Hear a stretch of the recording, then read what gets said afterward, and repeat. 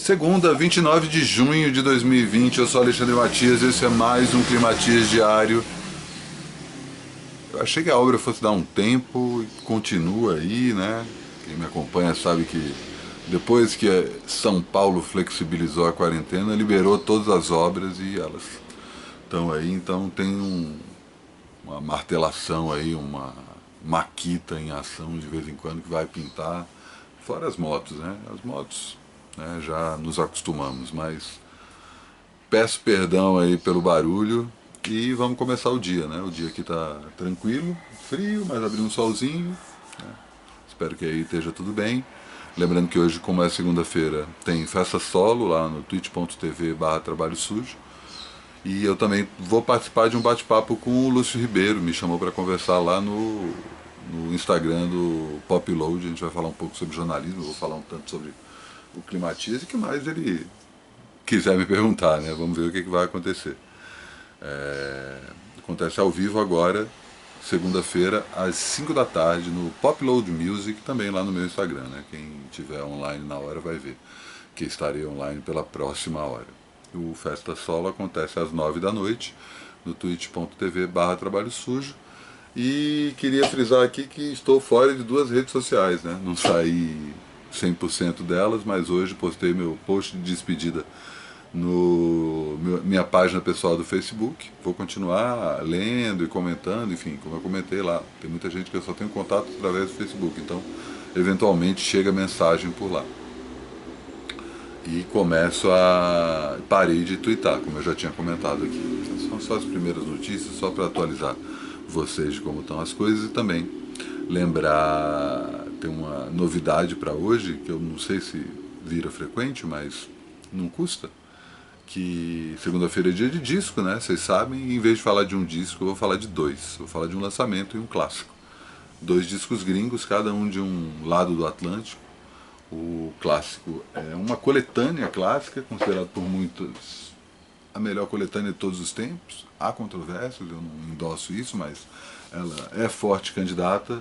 Standing on the Beach, do Cure, que é o disco em que o Cure, quando lança em 86, comemora 10 anos de atividade.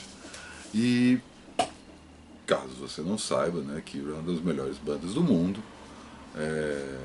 E é muito didático acompanhar e através... Essa coletânea é uma coletânea que reúne os lados A de todos os singles que eles lançaram entre 77, se não me engano, é o primeiro single, não lembro, 79, é o Killing an Arrow, que é justamente o verso de onde sai a frase que batiza o disco.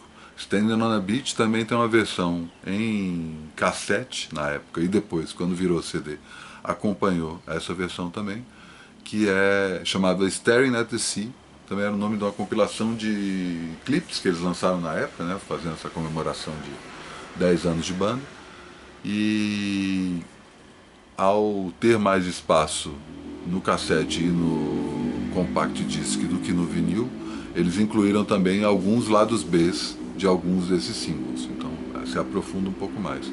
Mas a coletânea é muito didática no sentido de acompanhar uma banda que começou punk, foi um pouco pro pós-punk e depois criou seu próprio pós-punk, né? Toda essa, o que a gente comumente chama de gótico, que na época era conhecido como dark, né? Sem fazer referência à série que eu estava comentando aí esses dias. Em breve estou fazendo um comentário final sobre a terceira temporada de Dark, aí já aviso por aqui. E eles criam, né, principalmente o Robert Smith, né, que é o senhor Cure.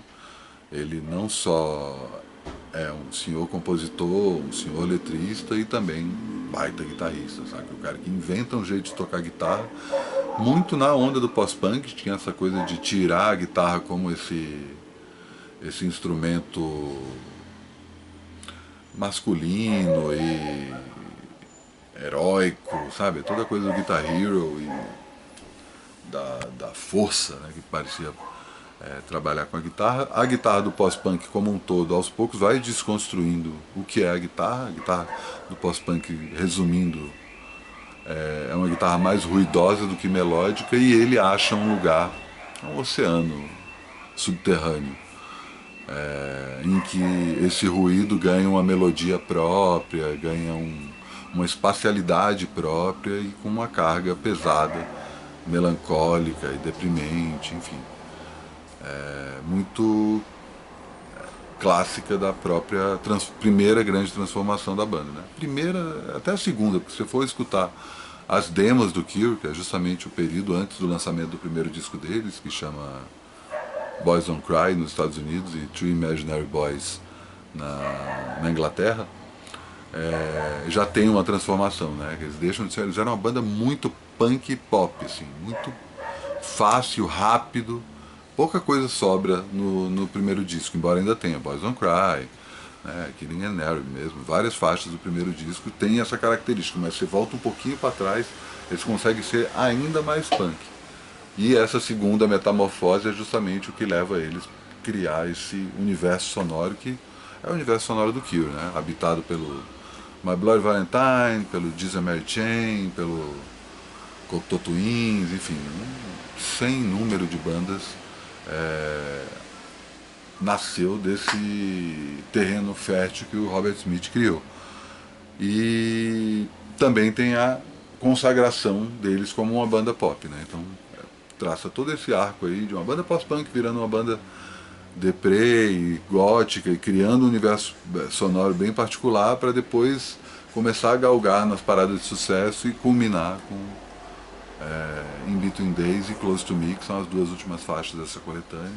E se você não conhece Cure, é o melhor jeito para você conhecê-los. E se você não conhece o Cure, ou se você conhece só superficialmente o Cure, essa coletânea é um bom caminho para você procurar as faixas relativas a que discos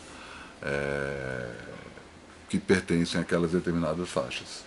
Esse cara na capa não é parente da banda, é um pescador que eles encontraram na época e pediram para fazer essa foto na capa, em uma praia inglesa, essa praia sem graça da Inglaterra, que também está na contracapa. O cara chama John Button, então a entrevista dele de 2005, que ele fala assim, se eu vou ajudar esses meninos a ter uma certa visibilidade, né, tudo bem, né. E ele comenta, inclusive, que tipo, um dia, quem sabe, eu compro um gravador para poder ouvir a música desse disco. Muito boa a coletânea. O outro disco acabou de ser lançado, é um disco velho, um disco também clássico, por assim dizer. Eu não tenho aqui a capa dele, mas posso pegar, né? Não tem problema, eu vou caçar aqui, eu até tenho relativamente fácil. É o disco que o Neil Young acabou de relançar. O Neil Young está aproveitando essa quarentena aí para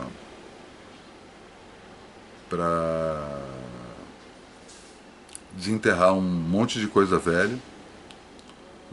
A primeira delas foi justamente esse disco com essa capa aqui, ó. Homegrown acabou de chegar nas plataformas digitais e é um disco que ele lançaria em janeiro de 1975, o mês que me trouxe ao mundo. Mas ele estava com questões com a ex-mulher dele na época, né? Tinha acabado de separar e achava que o disco lembrava muito o final do casamento, a relação com ela, e resolveu deixar pra lá. E aí ele desenterra um outro disco que já tinha sido gravado 2 anos antes, que é um dos seus maiores clássicos, Tonight's the Night. É o disco composto a partir da morte do Danny Whitten, que era guitarrista original da Crazy Horse, que era a banda que até hoje acompanha o Neil Young. Ele morre por overdose de heroína, um hold da banda também, amigo deles também morre por isso, então ele faz um disco todo em cima disso, mas é um disco pelo calor da época que ele falou, não vou soltar isso agora, deixa isso aqui pra lá, e ele acaba substituindo o Homegrown pelo Tonight's the Night. O Homegrown pode ser considerado um clássico, porque todos os elementos do Neil Young clássico estão ali. Mas não é uma obra-prima no sentido de ser um disco que, putz, que merda que ele deixou esse disco. É um disco maravilhoso. Tem tanto o lado mais rock and roll, country rock mesmo, né? Bem batido no sentido de pé no chão, né? Do groove, aquele groove quadradão. Quanto umas baladas maravilhosas, Neil Young cantando, né? E tem até um momento ali de experimentação, uma música que chama Flórida, que é um spoken word, em cima de uma microfonia, que foi montada depois no estúdio, mas com gravações da época. E quê de Sonic Youth ali em 75 ainda, né? Os caras nem imaginavam que podia acontecer com eles, e o Niang já estava, Niang depois que se torna aí uma espécie de avô da geração do Sonic Youth, né?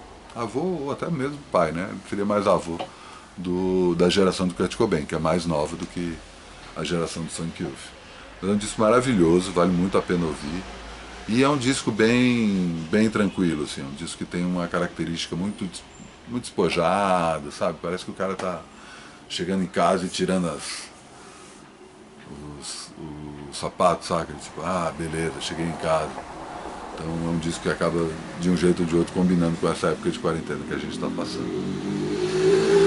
Vou chamar meus convidados de hoje. Para começar, o amigo Tefo traz grandes dicas aí. Tinha mais uma coisa que eu ia falar para vocês aqui, estou esquecendo. Mas antes, vou chamar o Tefo, né? Lembrando que hoje, a convocada de hoje, que mandou, beleza, tá faltando uma que prometeu e não mandou ainda, e eu vou começar a cobrar os outros leitores, os outros espectadores que estão ali participando e tal. Cadê, cara? Cadê? Manda os vídeos aí. Mas já já eu digo quem é. Por enquanto vou chamar o Tefo, que tem duas dicas, e manda. Vai lá. Fala galera, beleza? Aqui é o Tefo do Pod Lixo. Vim a convite do Matias aqui dar umas dicas de como salvar vocês na quarentena. Acho que isso é meio pretencioso, né? Mas para ajudar vocês aí, umas dicas culturais, vou recomendar um livro e um joguinho de computador. O primeiro livro é esse aqui, com essa capa misteriosa, que é uma lixa, e esse encadernamento top. O livro chama Um Piano nas Barricadas, escrito pelo Marcelo Tari, publicado pela GLAC Edições, GLAC Edições, que fala sobre o fortalecimento dos grupos autonomistas na Itália a partir de maio de 68. Muita gente fala que a Itália viveu um maio de 68 prolongado, que durou até o final dos anos 70, que, enfim, organizou muitas greves, muitos protestos e, enfim, se fortaleceu tanto politicamente quanto a Itália mesmo tinha muita disputa de poder através da violência, de atentados, tanto por parte da extrema-direita fascista e de alguns grupos de esquerda. Então tá tudo nesse livro aí. Muita gente faz paralelos do Brasil pós-2013 com esse cenário da Itália pós-68. Então, se você se interessa por esse tipo de coisa, recomendo a leitura, e também recomendo a leitura de todos os textos que estão no blog da GLAC, no site deles, que falam, tem muitos insights a respeito da pandemia e de lutas sociais a partir desse olhar mais autonomista e mais anticapitalista. Outra dica que eu vou dar, que não tem nada a ver com essa, é um joguinho de tiro, que é o que tem me ajudado às vezes a dar uma limpada na cabeça. É um joguinho de tiro mais amigável, digamos assim, chama Valorant, publicado pela Riot Games, é de graça. Você pode jogar com seus amigos, são 5 contra 5, mapas de bomba. Cara, pra mim nada. Cada um tem a sua válvula de escape, né? Eu pedalava muito, mas agora com a pandemia não tô podendo pedalar, né? Pra evitar sair de casa. E joguinhos de tiro tem sido a minha válvula de escape. Então, recomendo. Rodem computadores a partir de. Tem um processador a partir do i3. Então, fica aí a dica. Valeu, se cuidem, fiquem em casa. Valeu, Tefo. Grandes dicas. Bem bom a referência aí do livro vendido pelo site da GLAC, que vale a pena. E eu lembrei que eu ia falar, que agora dia 1º vai ter greve dos motoqueiros de aplicativo. Isso é bem importante. Portanto, colaborem com essa greve também, né? Porque esse novo capitalismo que estão enfiando goela abaixo aí, aproveitando principalmente a pandemia para quebrar nossas pernas e as pernas de quem tem pernas bem mais fracas do que as nossas, pode ser reinventado também por baixo. E é isso que pode acontecer a partir, já tem acontecido, né, de alguma forma. Vamos torcer para esse movimento reverberar. Conversa exatamente com o que o Tef estava recomendando esse livro aí. E agora eu vou chamar a Sara, que falou que não ia mandar, mas eu falei, não, manda lá.